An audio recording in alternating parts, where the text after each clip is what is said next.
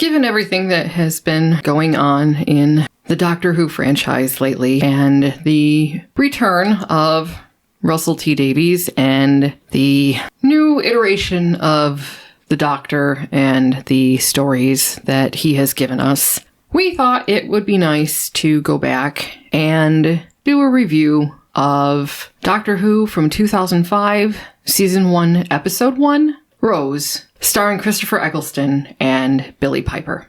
The episode opens with a beautiful shot of the Earth from space, zooming into London, and an alarm clock waking a young blonde woman. In a montage, we learn that she lives with her mother, she has a boyfriend, and she works in a department store. As she's walking out the door of the store at closing time, the security guard hands her the lottery money to take to the chief electrician in the basement. When the woman arrives in the basement, the chief electrician is nowhere to be found. But something strange happens. The mannequins stored in the basement begin to move, and the woman is eventually backed up against a wall by an animated plastic mob. Just when it looks like things are all over for the young woman, a hand reaches for her, and the man tells her to run. Together, the young woman and the man in a black leather jacket reach the safety of the elevator. The woman asks if the mobile mannequins were a prank perpetrated by students. The man tells her that they are not students, and that the chief electrician is dead. He tells the woman that the things in the basement are living plastic being controlled by a relay device on the roof, and the man is going to blow it up. Finally, the man introduces himself, telling the young woman that he is the Doctor, and the woman replies that her name is Rose. The Doctor says, "Pleased to meet you, Rose. Now run for your life." Rose takes off down the street, and the building where she now used to work explodes.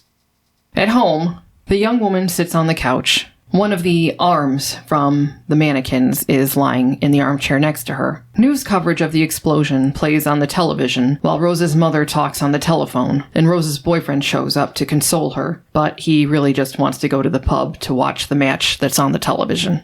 Rose tells him she's fine and he should just go without her, which he does. On his way out, Rose's boyfriend Mickey takes the plastic arm and throws it in a garbage bin outside. The next morning, Rose's alarm wakes her, but she has no job to go to. Her mother is already pushing Rose about getting a new job, and about getting compensation for the trauma of having her last workplace blow up. Rose hears something scuttling across the floor, and accuses her mother of failing to nail the cat flap closed. The cat flap had indeed been nailed closed, but now the nails are lying on the floor, and the flap is swinging freely.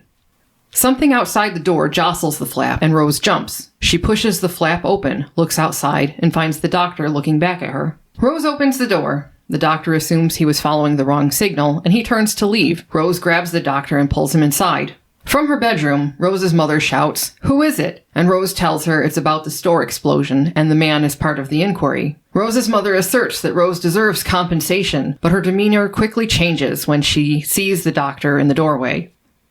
In her dressing gown, Rose's mother says, "There's a strange man in my bedroom." The Doctor responds, "Yes, there is." Attempting to take a sexy posture, Rose's mother says, "Why, anything could happen." The Doctor gives a curt, "No," and walks away. Rose is in the kitchen making coffee, and the Doctor looks in the living room mirror and says, "Could have been worse." The Doctor hears something scuttle across the floor and asks Rose if she has a cat. She says no, just as the plastic arm Mickey disposed of the night before grabs the Doctor by the throat. Rose thinks the Doctor is just messing around until the arm lodges itself on her face.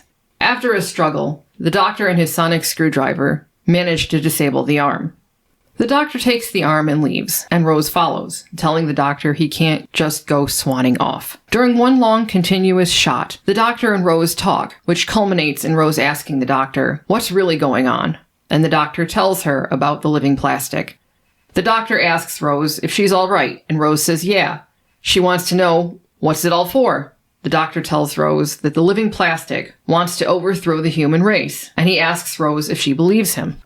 Rose says no, and the Doctor says, "But you're still listening." Rose responds, "Really though, who are you?" And the Doctor proceeds to tell Rose that he can feel the Earth spinning beneath them as the planet falls through space. That's who he is, and she should forget about him and go home.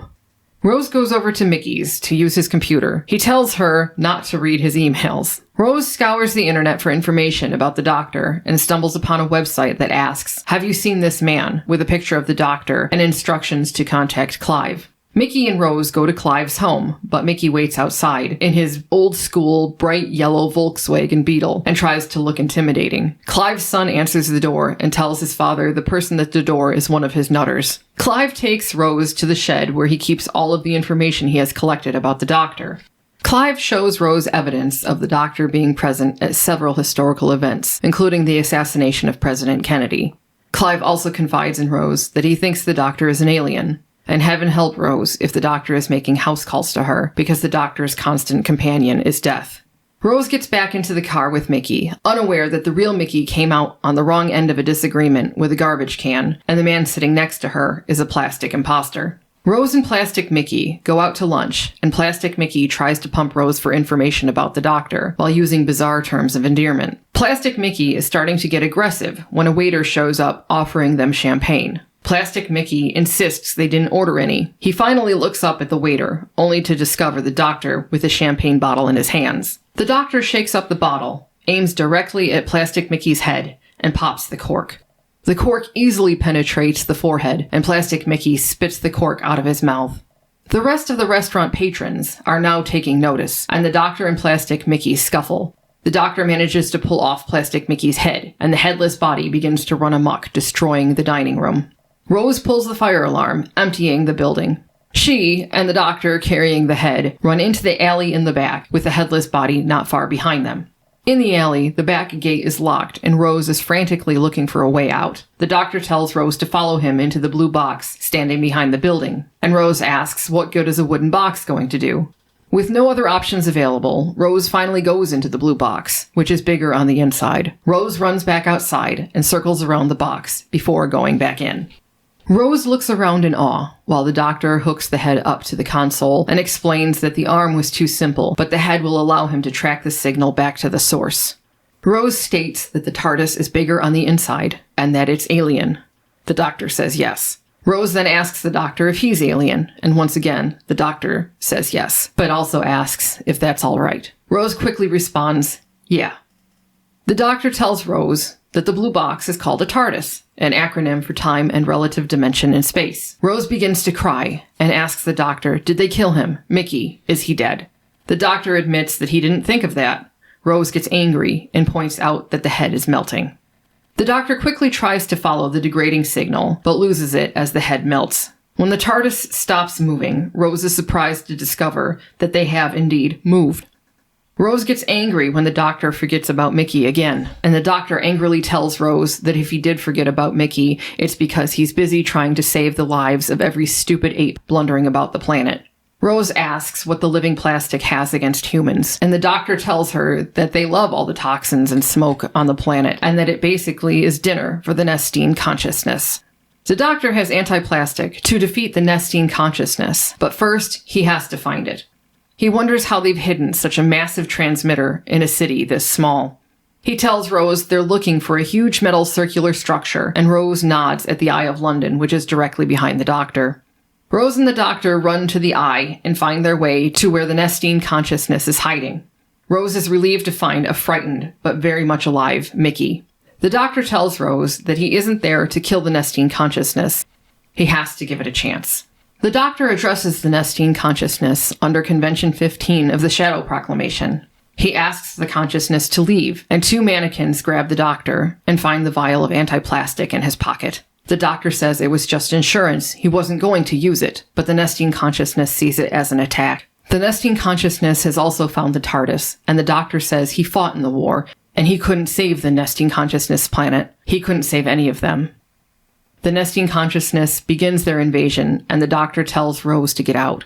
Rose calls her mother and tells her to go home, but her mother is going to go shopping instead. Clive and his family are also out shopping, and the mannequins in the shop windows begin to come to life. The mannequins break through the windows and begin attacking the shoppers. One of the mannequins stands in front of Clive and his family. Its hand opens and fires a shot at Clive. His wife and son run in terror. Rose's mother, Jackie, is hiding behind a car when the mannequins in the bridal shop window behind her come to life. Held by the two mannequins, the doctor looks over at Rose. Mickey is crouching next to Rose, with his arms wrapped around her leg. He tells Rose, just leave him, but Rose won't leave the doctor. Talking to herself, Rose says, I've got no A-levels, no job, no future, but I'll tell you what I have got. Jericho Street Junior School Under-7's gymnastics team. I got the bronze. And she takes an axe, cuts loose a chain, and swings toward the doctor.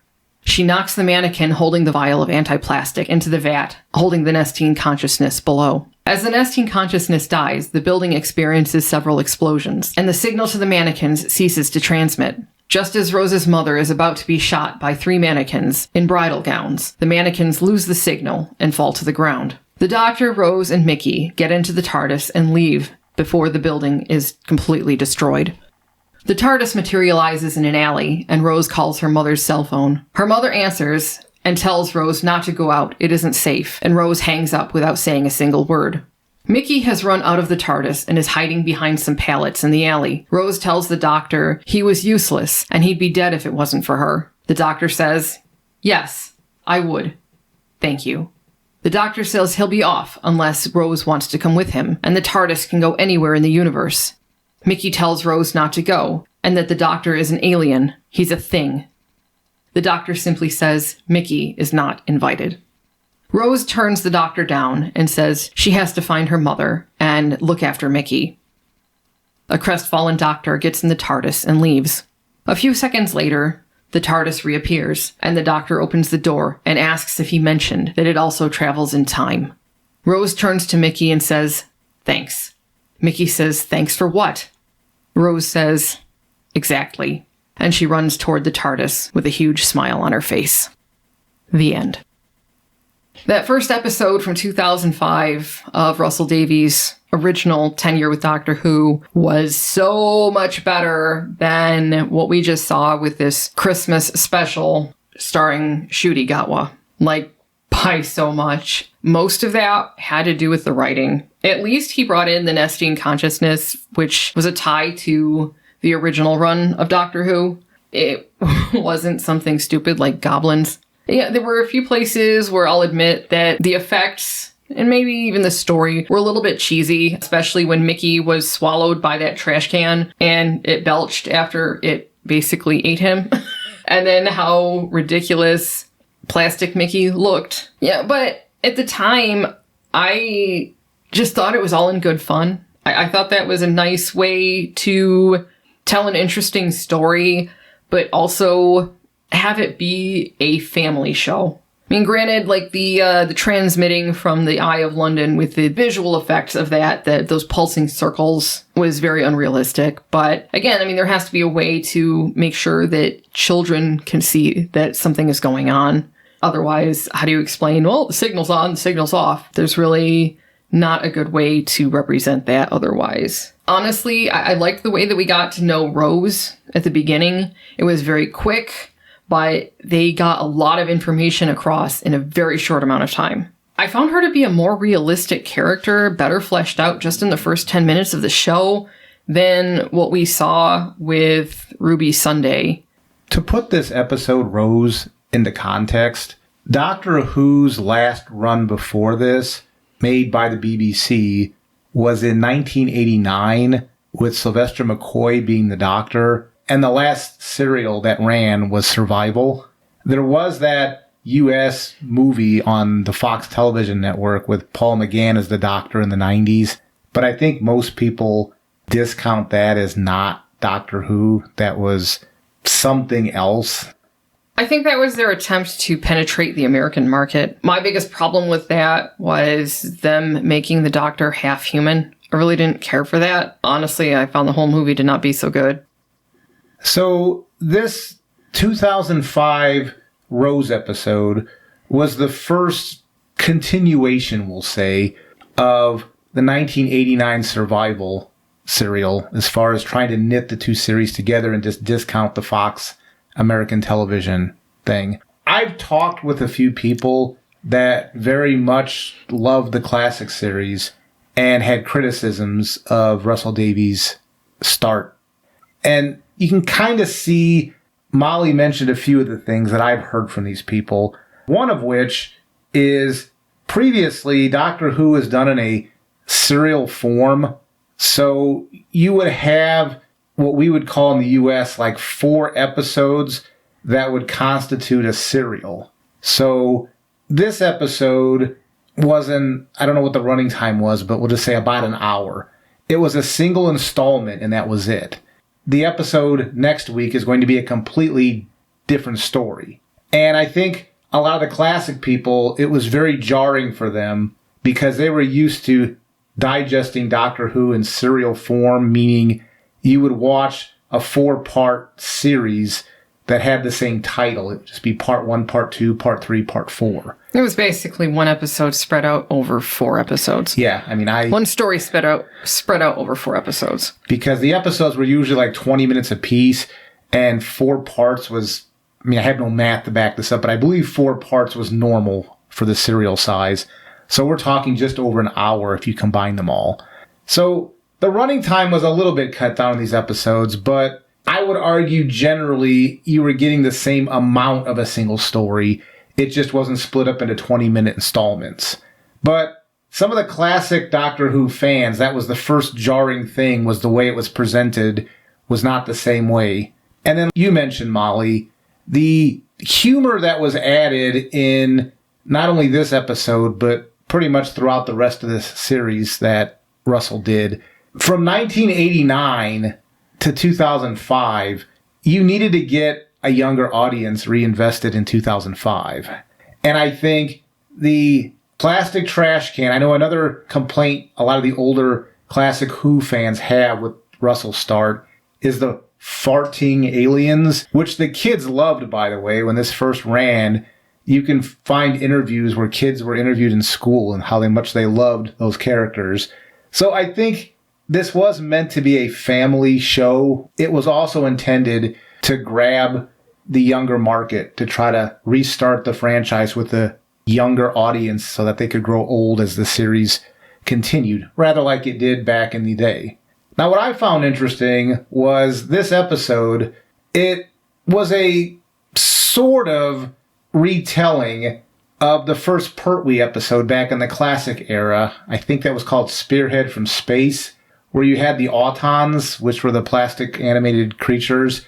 I think that there were various nods throughout Russell's run where he was nodding back to older Doctor Who, and I would argue a respectful manner.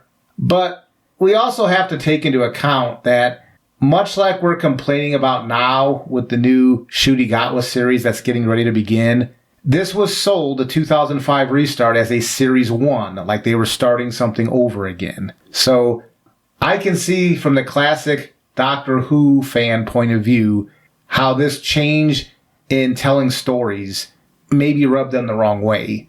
Another thing that they complained about was the emphasis on interpersonal drama. The line that Eccleston made in this episode about after Mickey was reunited with Rose, and he was like, why don't you keep the domestics outside or something like that? A classic Doctor Who fan would make a comment that that's pretty much what the series turned into, was, in quotation marks, a bit of a soap opera. And I can see the validity of that argument, but I also can see in 2005, if one looks around what was airing, not only in the UK, but in the United States, I don't see how you were going to tell a serialized story like they did in Classic Who with very little interpersonal stuff. I don't see how that was going to fly. I mean, in the US television market, this was when Battlestar Galactica reboot started. And I'm trying to remember when Lost started. If it hadn't started yet, it was going to start very shortly. And those 2 series were heavily interpersonal related. And I think if you were going to compete in the market, you just kind of had to go with the trend. So I'm saying this because I've had many discussions with Classic Who fans who, when we're complaining about Ncuti Gatwa's Doctor Who, they shrug their shoulders and say, yeah, it's been like this since 2005. When I think Molly and I we make a little bit of a distinguishing bookmark, but I don't think we put the bookmark where everybody else does. Most people say, well, starting Capaldi's last episode was the ending of Doctor Who. And I can't speak directly for Molly, but I can say to me, Doctor Who changed sometime during the Matt Smith era when they had that River Song stuff, and then it started going down the Impossible Girl route. I was tuning out during that time. By the time Capaldi got in there, I was already glazed over and kind of bored of the whole thing. But that's just me. I mean, I know a lot of people, it didn't become big, it meaning Doctor Who, didn't become big until the Matt Smith era. And I don't know if that was because it went off the Sci-Fi Channel and on somewhere else. I don't know what made it popular in the US and Canada during the Matt Smith era. But for me, after David Tennant turned into Matt Smith, the 11th Hour I thought was an okay episode of to start off Matt Smith. But then, I mean, I just was getting, I shouldn't go into it. There were many things in that first series of the Matt Smith era that I just thought was problematic. The Raggedy Man was one of the things that just rubbed me way, way, way wrong. Because at least in the previous era, when they were going after children, they were going after farting monsters and burping trash cans. And the Raggedy Man with that little Amy then growing up, and then whatever weird relationship was going on between them two, and then you brought Rory in, so you had this weird triad mixture, and I'm being nice. It kind of felt like a coupling episode, and it just kept continuing and continuing. Now, I know a lot of people that are listening to this aren't going to agree with me, but for me, anyway, that's when it changed. So anyway, going back to the classic era fans, I can see a lot of their complaints about when Russell took over. He changed the format of the show so much that it was hard for them to see this as a continuation. But I was a little bit looser with the interpretation, and maybe it's because I'm US based, so I'm not so...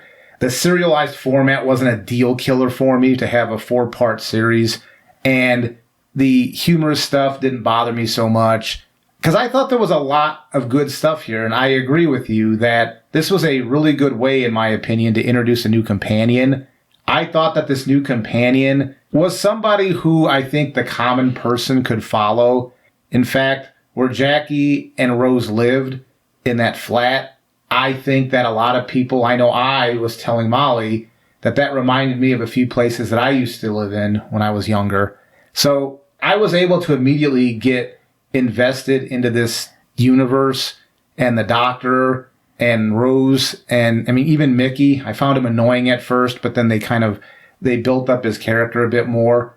And I did like the fact that when he had that weapon he was going to use, that anti-plastic weapon, he made sure to state to Rose that he wasn't going to use it. You know, he just had it. And then when he was caught with it later on, when he was searched by the plastic mannequins, I'm assuming, though, I can call them autons. I think they're supposed to be autons. I don't think they ever called them autons in the episode, though. That's why I stayed away from that. In fact, I don't think Jackie even got her name given in the episode either. That's why I kept trying to refer to her as Rose's mother, because I don't think she was ever actually introduced, but I am not 100% certain about that. But yeah, go ahead, call them autons. I mean, that's what they were before.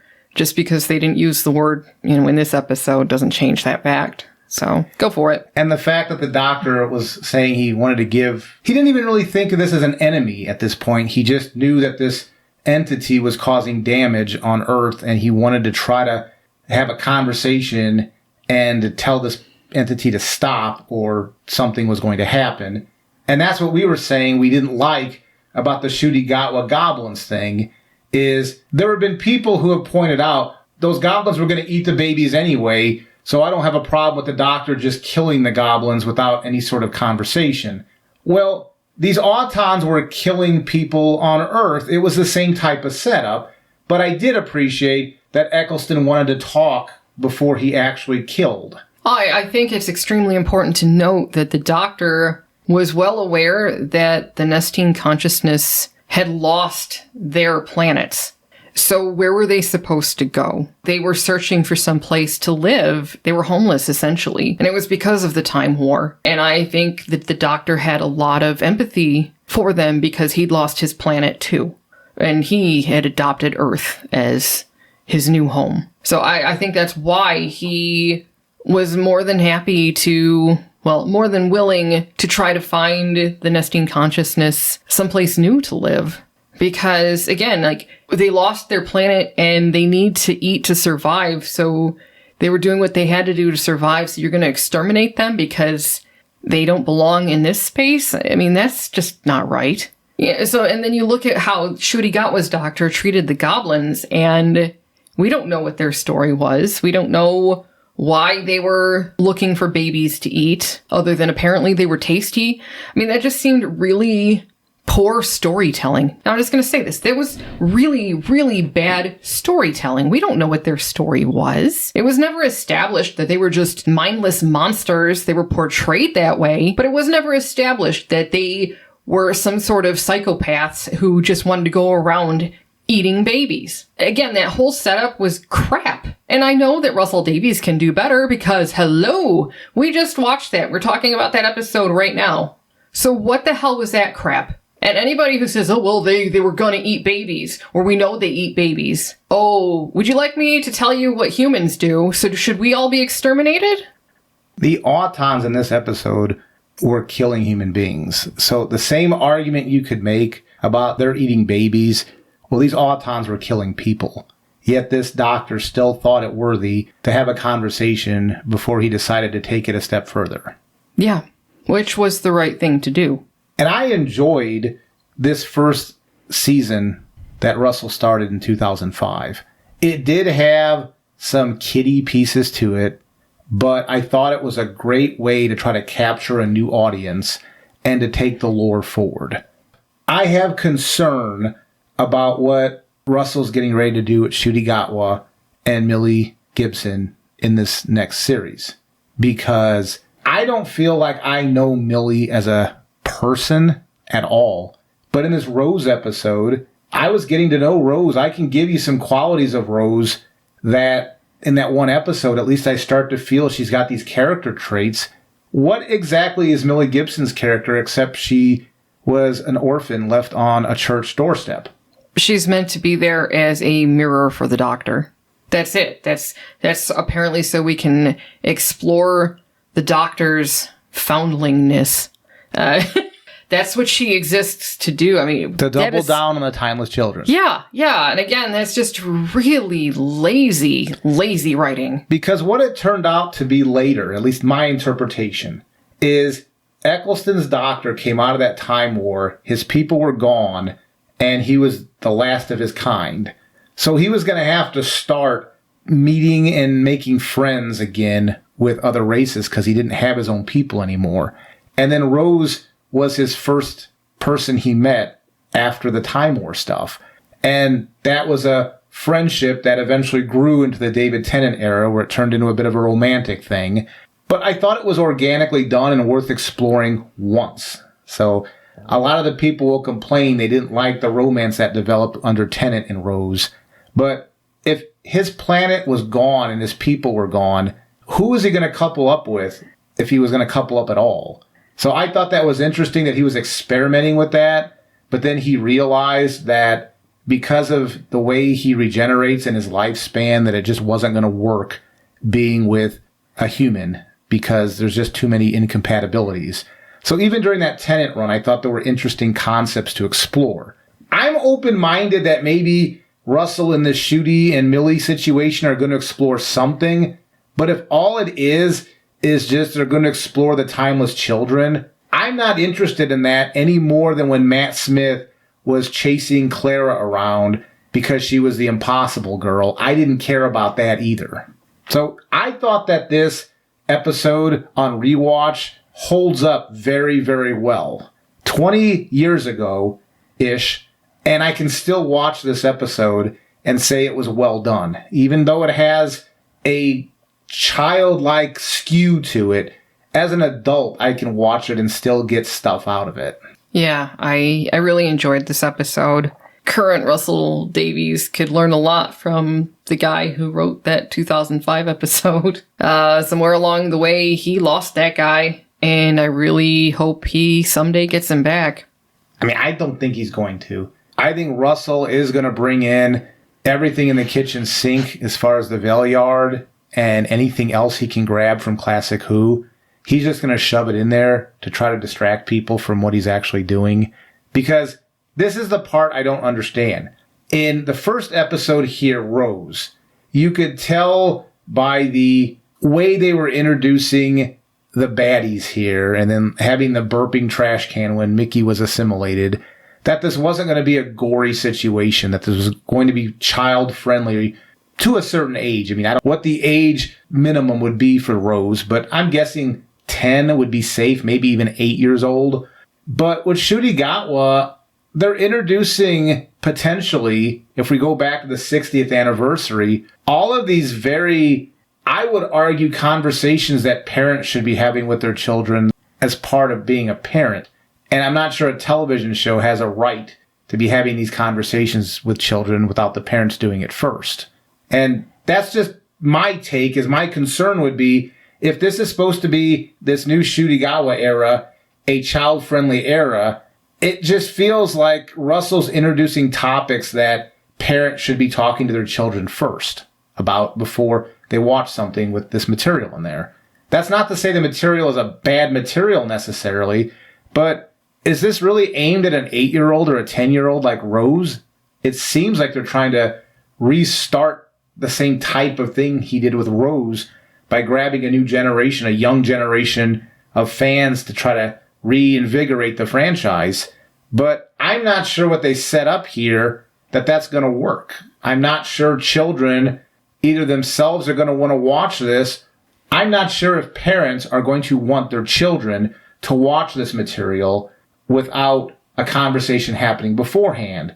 So it's almost like these episodes need to have one of those warnings of the topics being discussed so that the parents maybe can have these conversations with the child before the episode, or if they go into it blind, make sure after the episode the parent talks to the child about these topics.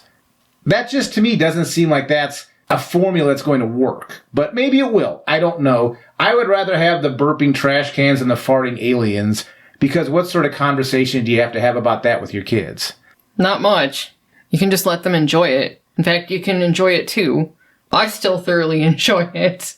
Yeah, that scene, which was a little adulty, but I think the kids just can kind of ignore it. But when Jackie was in her bedroom and they had that exchange about there's a stranger in my room, and when he says that no, and he walks away, you see this look on Jackie's face like she's all irked off. And she was mad. And as an adult, that's funny. I mean, a kid may not get that humor, but that's okay. It's not important to the story. But as an adult, that's funny. It was well played. It was funny. Yeah, and that really told you exactly who Jackie was. She was very interested in men, and obviously the doctor wasn't interested in her. And she didn't like that. No. Again, as I said, this episode, I would go back and watch it again. I have gone back and watched it again, and I'll do it again still. Yeah, we watched it twice this week. Watched it once again to get re-familiar with it, and then we watched it again and we took the notes about the episode. Yeah. It's so nice to be able to go back and watch something like that. Well, even artistically, when Rose and the doctor were leaving Jackie's flat, and they were walking down the steps, and then once they exited the building, they were walking for a while talking. And that was all a one shot. It was just them talking for like 2 minutes, and there was no cuts. It was just a continuous scene of them talking as they were walking. And from a cinematography point of view, in 2005, that was well before the Daredevil one-shot fight scene. Now, granted, this wasn't a fight scene, but it was a conversation scene that was done in a one-shot from 2005. I actually think that's kind of impressive. I would agree. And the other thing I liked about that same scene, actually, when Rose and the doctor are walking, the trees and everything. I mean, the trees were so green. The grass looked green. It was so nice seeing all of those, what I consider to be realistic colors. Even that shot when Mickey was waiting in his car, that bright yellow VW bug.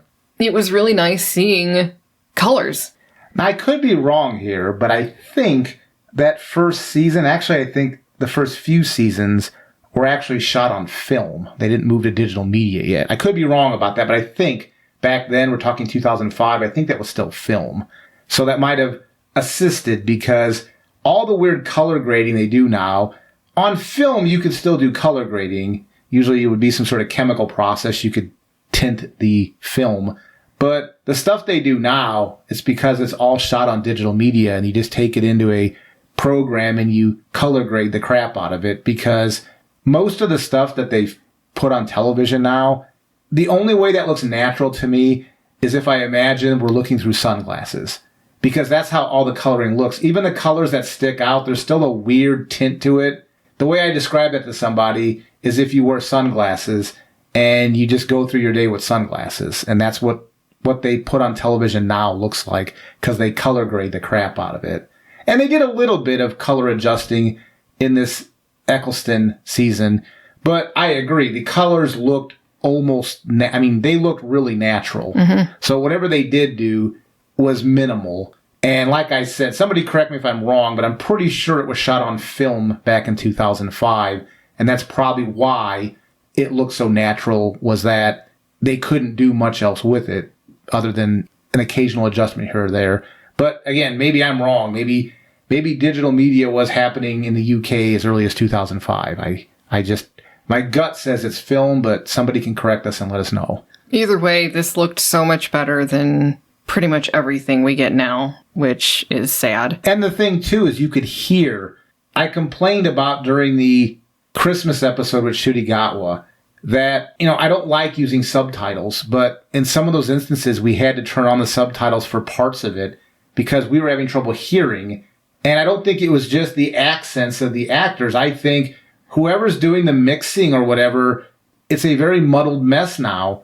But I didn't have to do much at all straining to hear about what Eccleston's doctor was doing. And he himself, Christopher Eccleston, has an accent that I'm not used to. And I didn't have any problem understanding him. Yeah, because there was even a line in narrative where Rose asks the doctor, "Why do you sound like you're from the north?"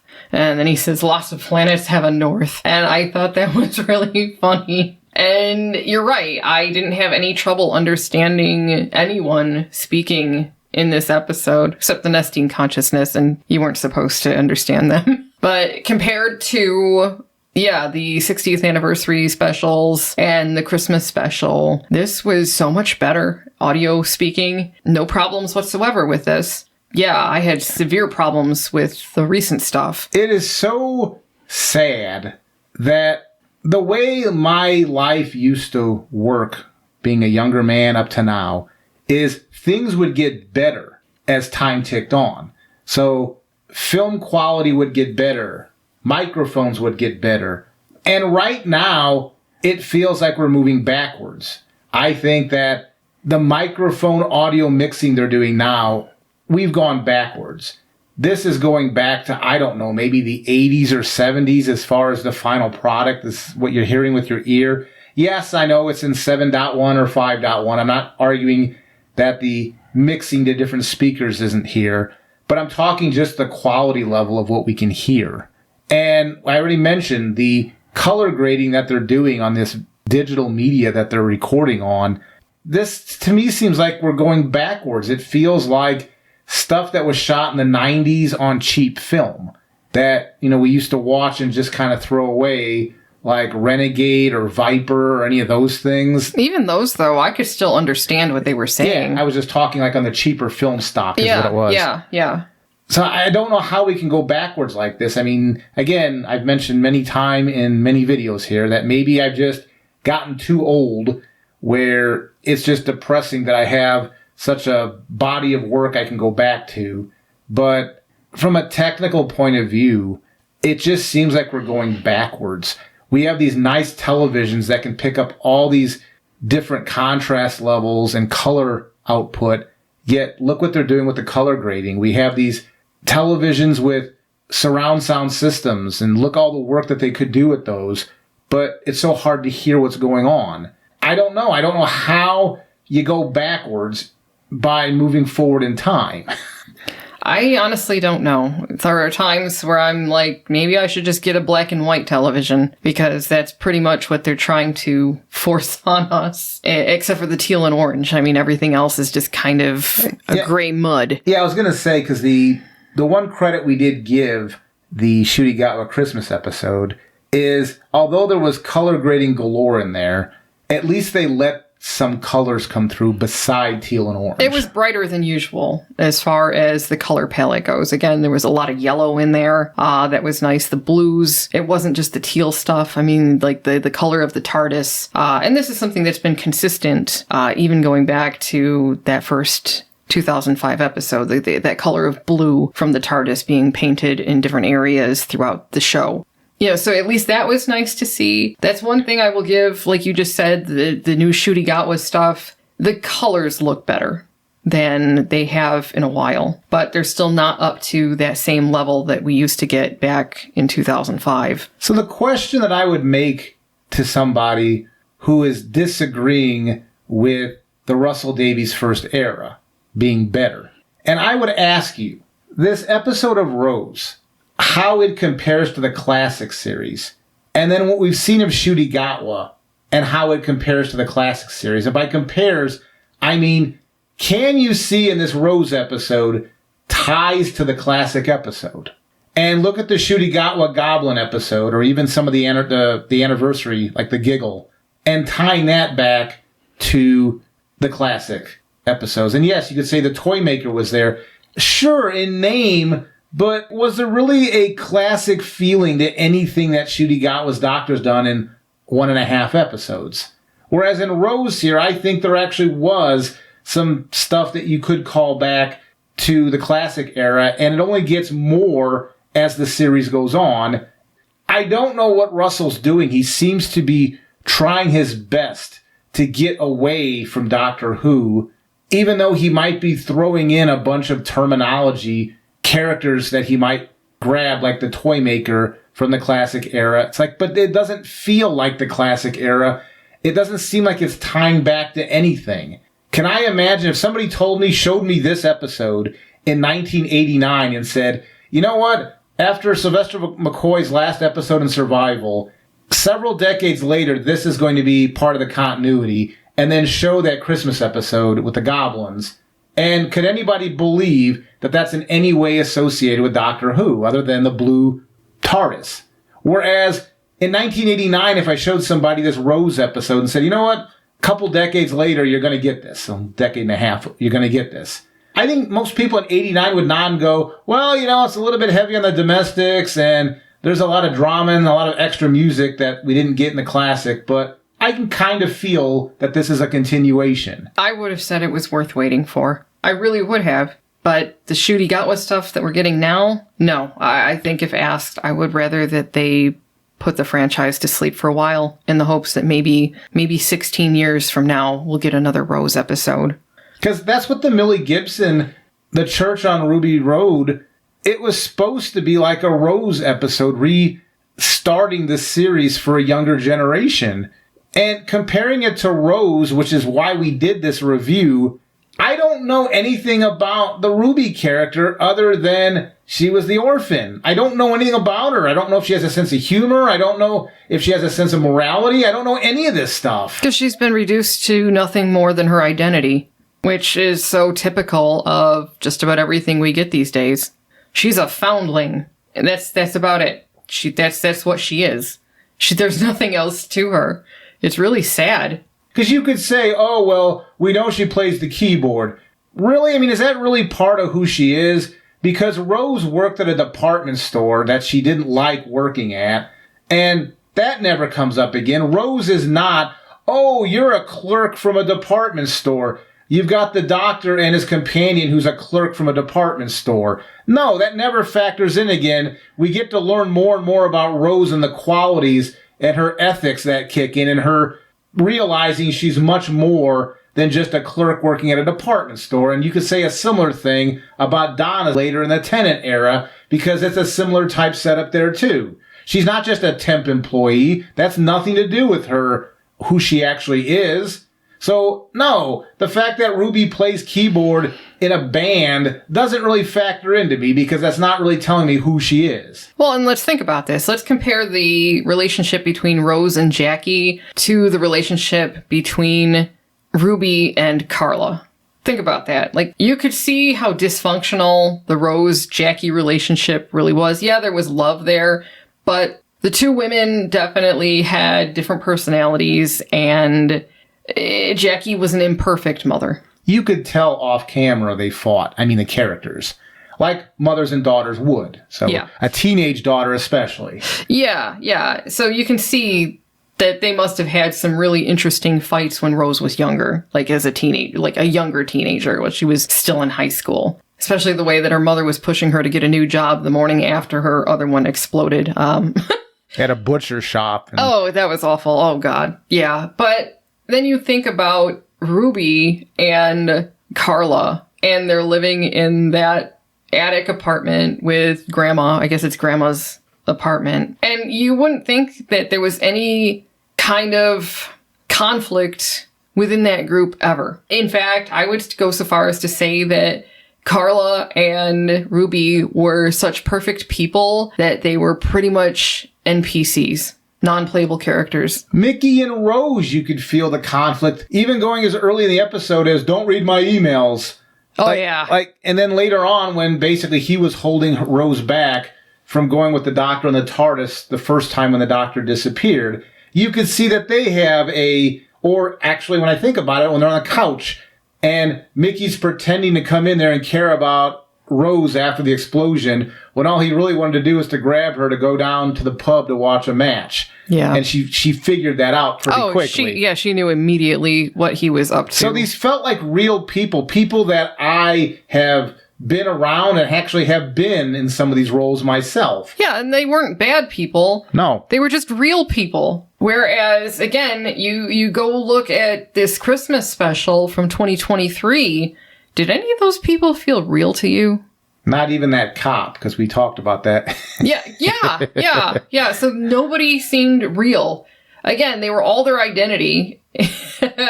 We had the foster mother. We had Grandma lying in her bed. We had Ruby, the perfect foundling. And I don't know what the hell the doctor was. Killer of goblins?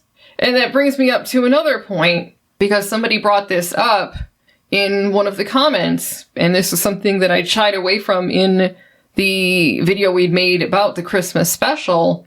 I would like to know how Russell Davies gets away with using goblins when J.K. Rowling gets roasted for it.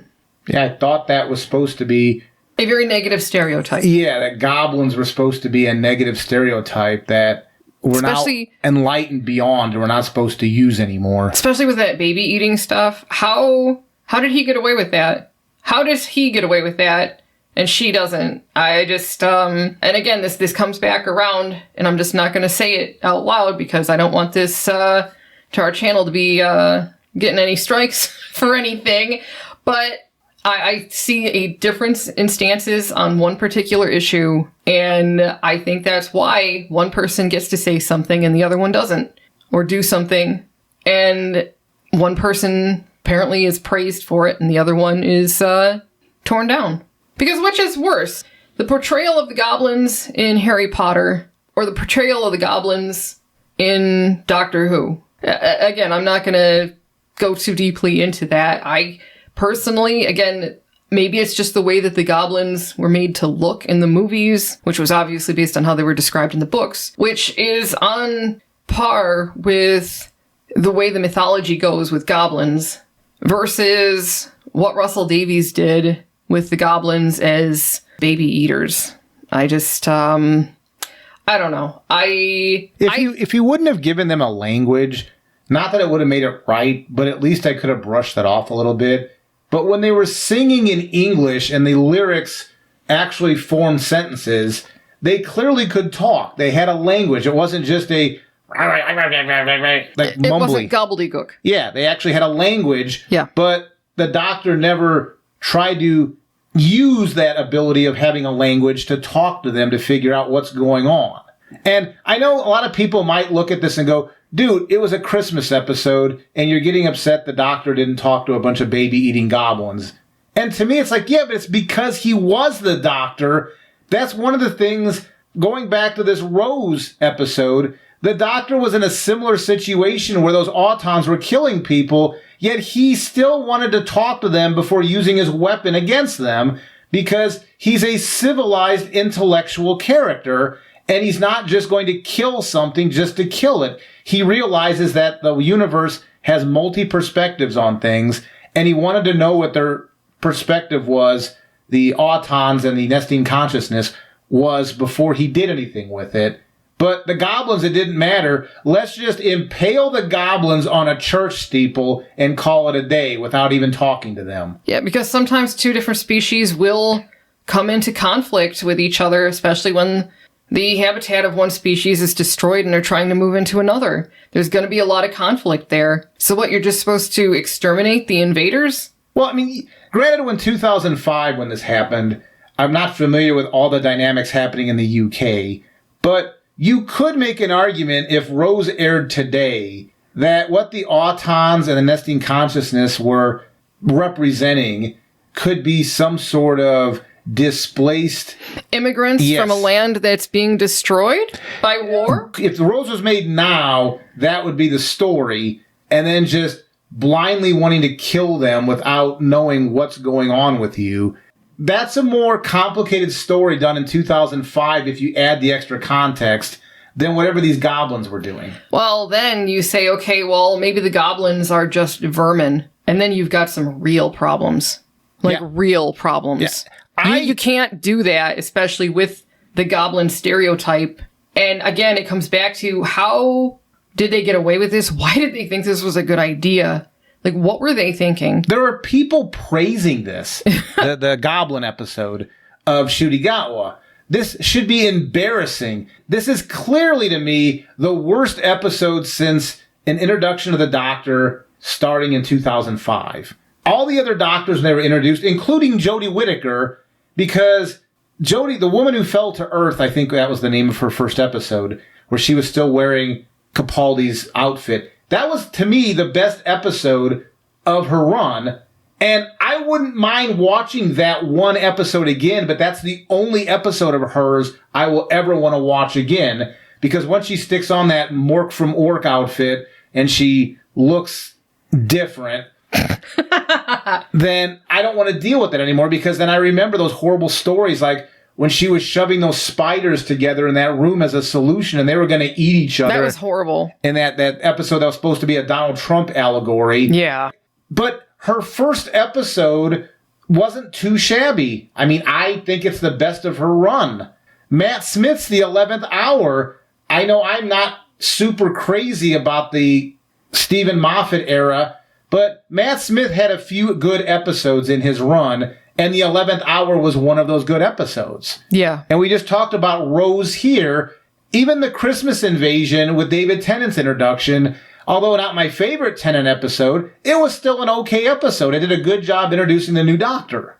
And then you've got this Goblin Christmas episode with Ncuti Gatwa acting in some ways like a sociopath.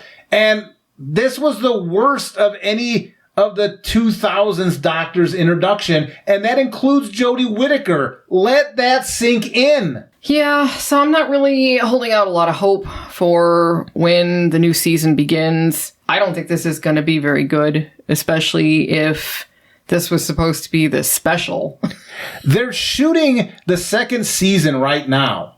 So they're not stopping to get feedback about what's working and what's not working. They're just charging right ahead like they got a bag of money and they're going to shoot as many episodes as they can. Yeah, they don't care if this works or not. They've got their bag of money and they're going to shoot as many episodes as they can. So if this series ends up going off a cliff like I suspect, they will have no ability to change course because they shot so much consecutively without seeing what was working and wasn't working with the public. I don't understand why they thought this was good to begin with.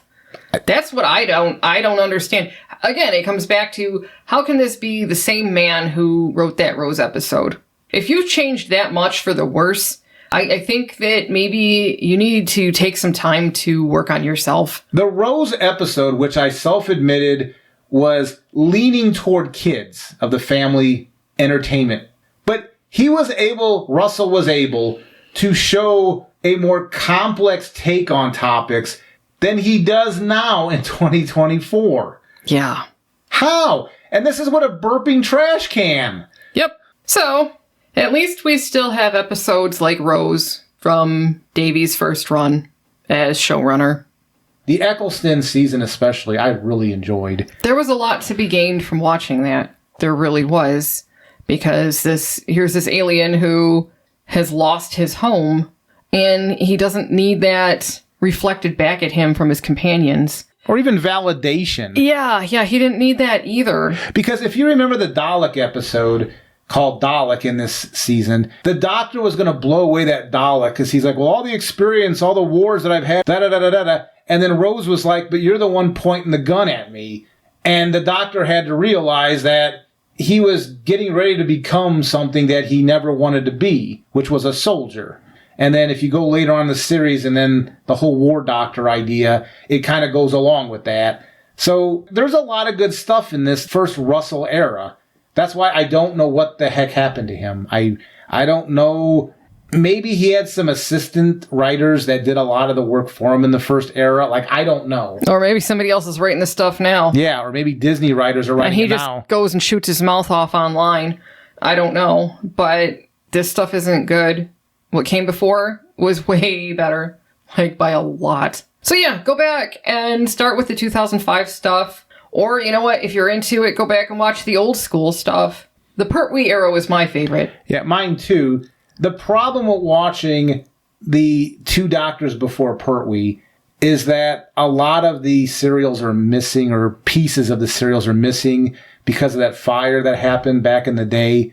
So Hartnell and Troughton's era, it's difficult. They're not all there. Yeah, I mean, you're going to have to try to piece things together. And there's restorations out there where they have the audio and then they've used animation to fill in the video for it. And if you're really industrious, you can seek those out. But if I recommended a place to start where you're going to get most of the material in a way that can be digested, the Spearhead from Space, I believe, is the first Pertwee serial from 1970. And that's where I would start. But once you get comfortable with what the series is about, I would still go back and look at the Hartnell and Troughton stuff, but just realize it's going to be fragmented watching. Well, especially go back and watch the beginning of the Hartnell stuff, so you know where things actually started. Because I just think that that's good to know that history like that. But yeah, the most accessible and the most, well, the episodes are actually there is with the Pertwee episode. And the Pertwees are the first in color, too. Yeah. So if you're younger and black and white's not your thing, then Pertwee would be the first in color Doctor. Yeah, that's true. So yeah, if you're into the old stuff, go back and start with Pertwee, I would say, because it's there and it's in color. So I think that makes it more accessible than trying to piece together the Troughton and the Hartnell eras. But do eventually go back and watch. There's some really good episodes in both of those eras. Oh, the original Master with Pertwee, Roger Delgado, he is still my favorite, and he probably always will be. Yeah. Because if you want to know where the Master started, you go back and you watch that, because Roger Delgado was amazing as the Master. Watching him and Pertwee go at it, that was a sight to see. Yeah, it was really something to experience. It was a lot of fun. Two very, very talented actors. Yeah, so if you want to see the Master, you go back and you watch that. Anyway, I guess that's about it. I should wrap it up here. So that is Rose, and our comparison to the church on Ruby Road, where we're introduced to Ruby Sunday, and it's our first full episode with Ncuti Gatwa as the Doctor. And obviously, we're of the opinion that by far, the episode Rose was very superior to what we're getting now. So, you want to watch something good? Go back and watch Rose instead. Anybody else have any comments about that? Leave your thoughts in the space below. Take care.